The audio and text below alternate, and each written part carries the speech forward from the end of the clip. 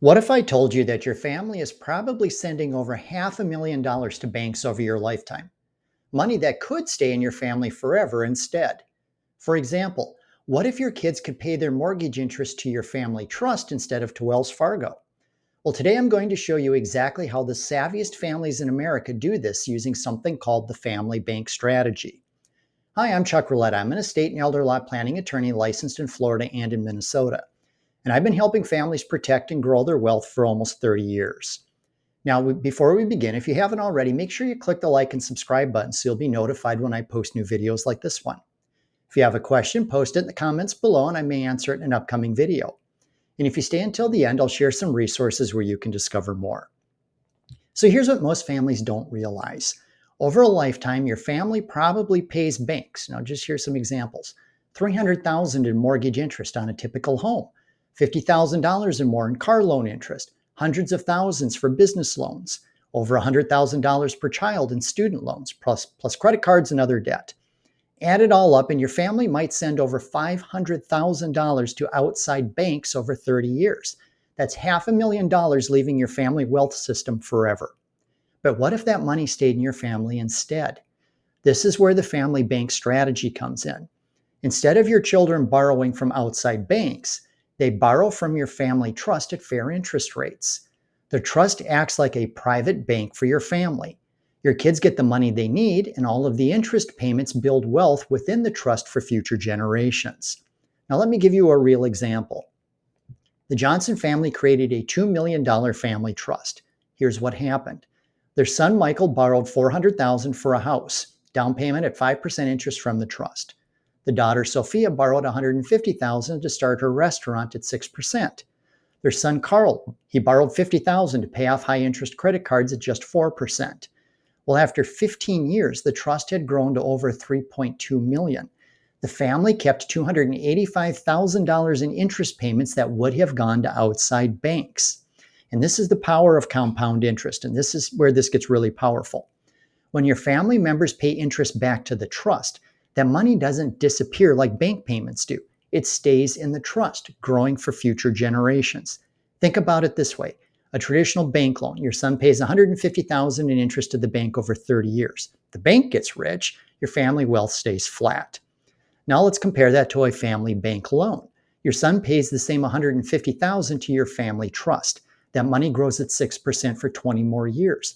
By the time your grandson needs a loan, that's $150,000. Well, that's become $480,000. This is how generational wealth compounds within family systems. Now, there are several ways to make this even more powerful. First, you can set up revolving credit lines. Family members can borrow, pay it back, and borrow again as needed. This works great for business owners or real estate investors. Second, the trust can become an investment partner. So instead of just lending money for rental property, the trust provides half the purchase price and splits the rental income and profits. Third, you can use this for business incubation. I've seen families use their trust to fund a daughter's law practice, a son's construction business, and a grandson's tech startup. The family bank strategy also creates tax benefits. Family members can often deduct the interest they pay to the trust just like bank interest.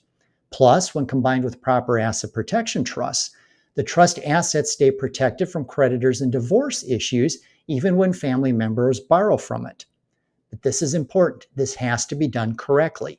Every loan needs proper documentation, market rate interest, and actual payment schedules.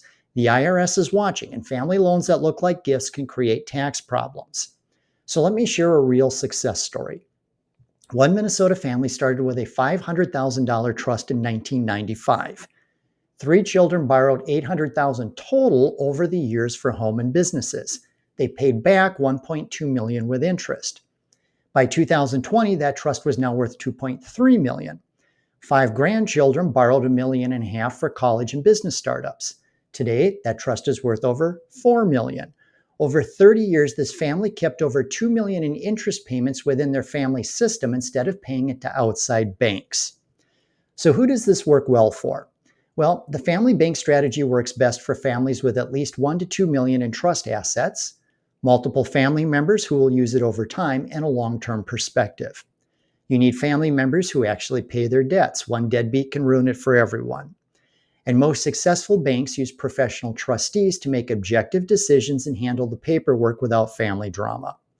The family bank strategy requires sophisticated trust planning and ongoing management, but for the right families, it can keep millions of dollars within the bloodline over time. If you would like to discover more or to schedule a consultation to discuss your own planning, visit our website at roulettelaw.com.